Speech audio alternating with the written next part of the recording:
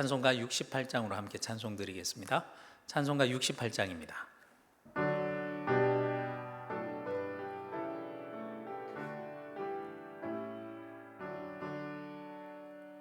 오 하나님 우리의 창조주시니 내 주님께 귀한 것 드립니다.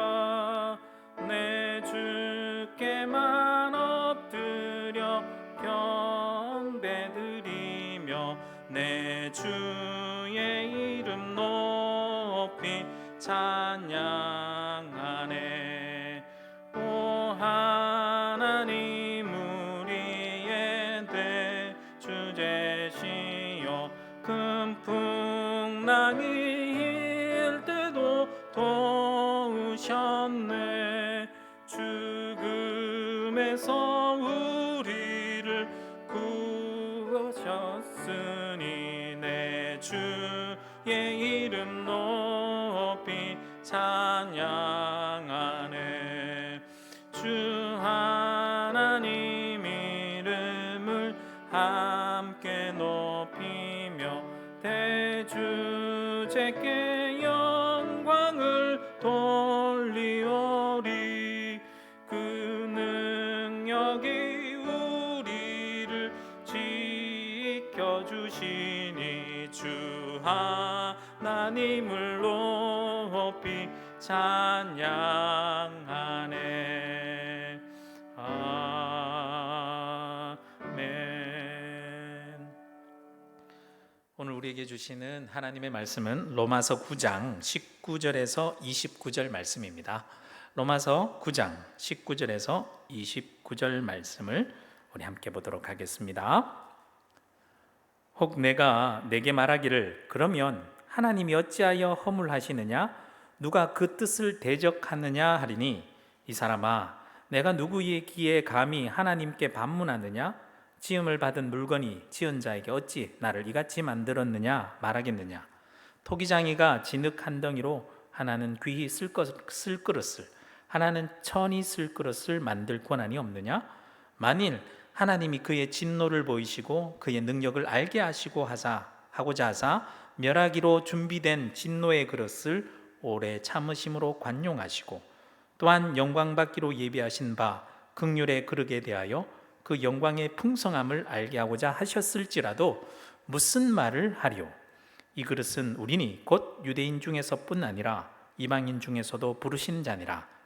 호세아의 글에서도 이르기를 내가 내 백성 아닌 자를 내 백성이라, 사랑하지 아니한 자를 사랑한 자라 부르리라. 너희는 내 백성이 아니라 한 그곳에서 그들이 살아계신 하나님의 아들이라 일컬음을 받으리라 함과 같으니라. 또 이사야가 이스라엘에 관하여 외치되 이스라엘 자손들의 수가 비록 바다의 모래 같을지라도 남은 자만 구원을 받으리니 주께서 땅 위에서 그 말씀을 이루고 속히 시행하시리라 하셨느니라.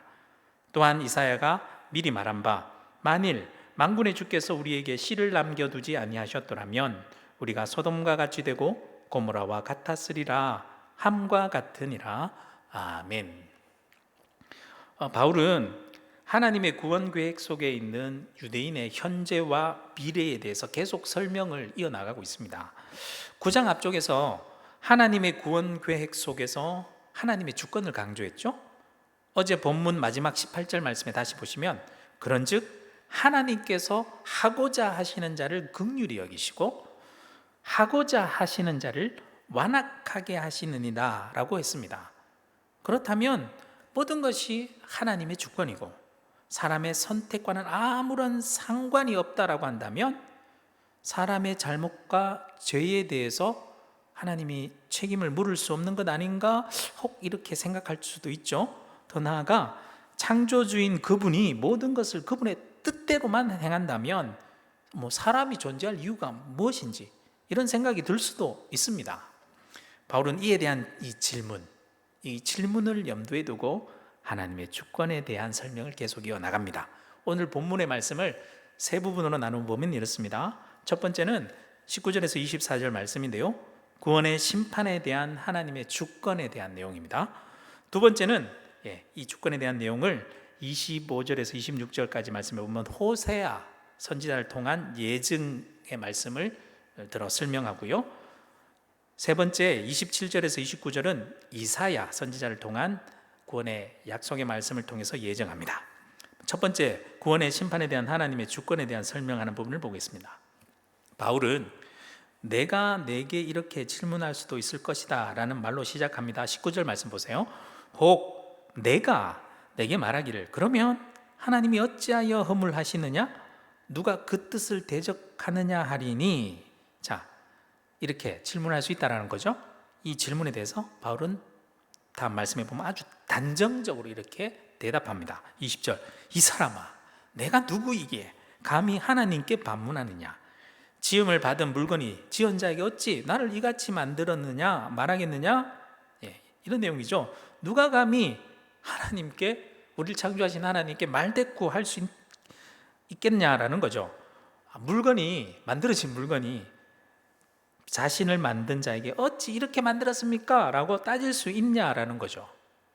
갑작스러운 바울의 이 강력한 어조, 이 어조에 깜짝 놀랄 수도 있고 기분이 상할 수도 있습니다. 그래서 바울은요, 다시 한 번 더 설명해 주는데 토기장의 예를 들어서 설명해 줘요. 21절 말씀 보실까요? 토기장이가 지읒 한 덩이로 하나는 귀 쓸 그릇을, 하나는 천이 쓸 그릇을 만들 권한이 없느냐라고 말씀하죠. 바울이 강조하고 싶은 것은 창조주 하나님의 주권입니다. 그분은 자기 뜻대로 피조물을 만들 권한이 있습니다.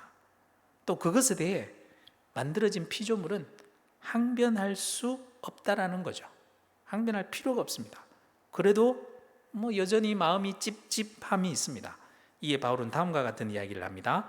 22절에서 23절 말씀에 보면 만일 하나님이 그의 진노를 보이시고 그의 능력을 알게 하고자 하사 멸하기로 준비된 진노의 그릇을 오래 참으심으로 관용하시고 또한 영광받기로 예비하신 바 긍휼의 그릇이 대하여 그 영광의 풍성함을 알게 하고자 하셨을지라도 무슨 말을 하리요? 이 부분을요, 조금 더 쉬운 번역을 찾아보니까 공동 번역이 참 쉽게 이해할 수 있는데요. 공동 번역을 읽어보겠습니다. 이 말씀을 공동 번역으로 읽어보면 이렇습니다. 하나님께서는 당신의 진노와 권능을 나타내시기를 원하시면서도 당장 부수어 버려야 할 진노의 그릇을 부수지 않으시고 오랫동안 참아주셨습니다. 그것은 하나님께서 자비의 그릇에 베푸실 당신의 영광이 얼마나 풍성한지를 보여주시려는 것이었습니다. 그 자비의 그릇은 후에 영광을 주시려고 하나님께서 미리 만드신 것인데 라면서 설명을 합니다. 22절의 내용은 하나님의 자신의 진노와 능력의 대상이 되는 이 사람들, 곧 진노의 그릇들, 이 진노의 그릇들에게 하나님께서 오래 참음과 관용을 행사하시기로, 참아주시기로 주권적으로 하나님께서 선택하셨다는 것이죠. 그렇다면 진노의 그릇이라면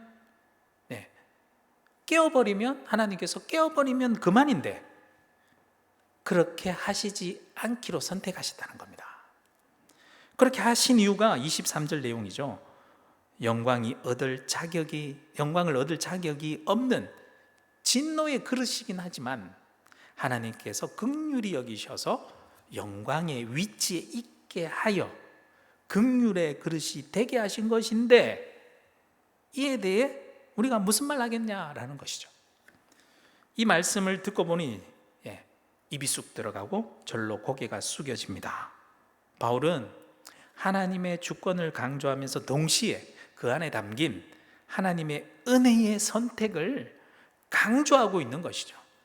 더 놀라운 내용의 다음 절이 이어집니다. 24절 말씀 보시면 이 그릇은 우리니 곧 유대인 중에서 뿐만 아니라 이방인 중에서도 부르신 자니라.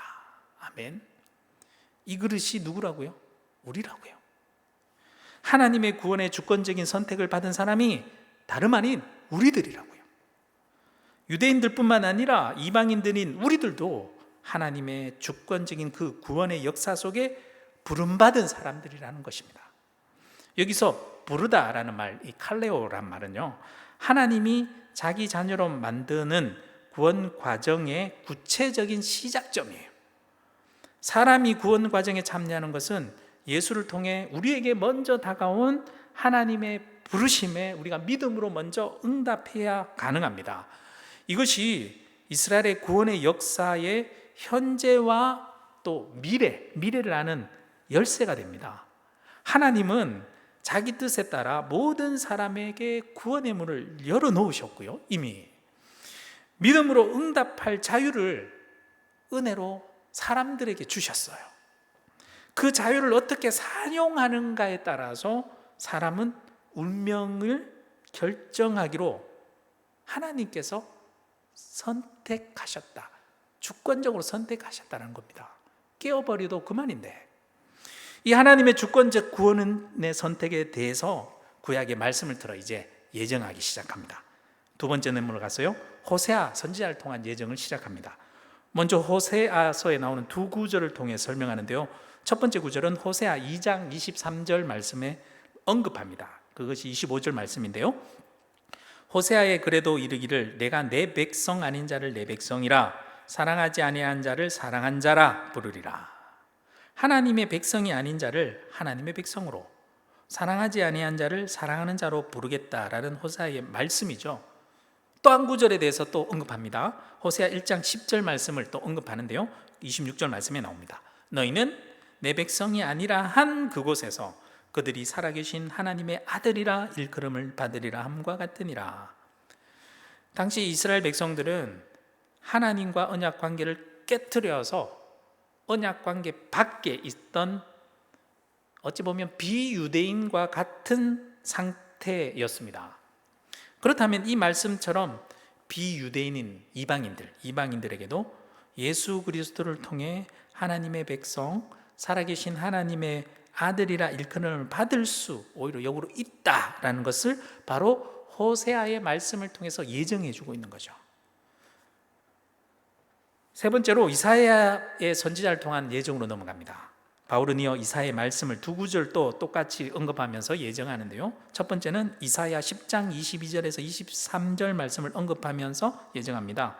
27절과 28절에 나오는데요, 또 이사야가 이스라엘에 관하여 외치되 이스라엘 자손들의 수가 비록 바다의 모래 같을지라도 남은 자만 구원을 받으리니 주께서 땅 위에서 그 말씀을 이루고 속히 시행하시리라 하셨느니라.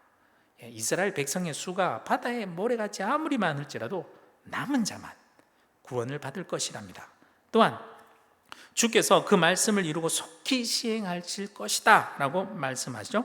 두 번째 말씀 보면 이사야 1장 9절 말씀을 언급하여 29절 말씀에 보면 또한 이사야가 미리 말한 바 만일 만군의 주께서 우리에게 씨를 남겨두지 아니하셨더라면 우리가 소돔과 같이 되고 고모라와 같았으리라 함과 같으니라 라고 말씀합니다. 하나님께서 씨를 조금이라도 남겨두시지 않으셨다면 모두 멸망할 수밖에 없었다라는 것이죠. 하나님께서 죄악된 백성을 아주 무섭게 심판하시면서도 완전히 멸망시키시지 않고 남은 자들을 통해 구원의 역사를 새롭게 시작하시는 은혜로운 선택, 주권적인 구원의 선택을 계속 강조하는 말씀이죠. 이 약속의 말씀대로 하나님께서는 옛 언약 백성인 이스라엘뿐만 아니라 옛 언약 밖에 있었던 비유대인들, 이방인들까지도 진노의 자리에서 역으로 해방되어 하나님의 자녀가 될 수 있는 구원의 길을 하나님의 주권적인 선택에 의해서 예수 그리스도를 통해서 활짝 열어놓으셨습니다. 하나님의 은혜의 선택이 이미 예수 그리스도 말미암아 실행되었고 열린 거죠.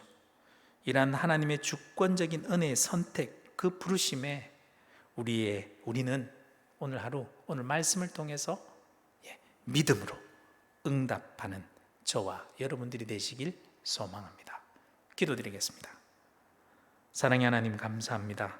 하나님의 주권적인 은혜의 선택으로 말미암아 원래 진노의 그릇, 깨져버릴 그릇인데 하나님께서 우리를 구원하시기로 선택하시고 영광 받게 하시려고 선택하시고 예수 그리스도를 통해서 우리를 긍휼의 그릇으로 만들어 주신 그 은혜를 잊지 말게 하여 주시옵소서.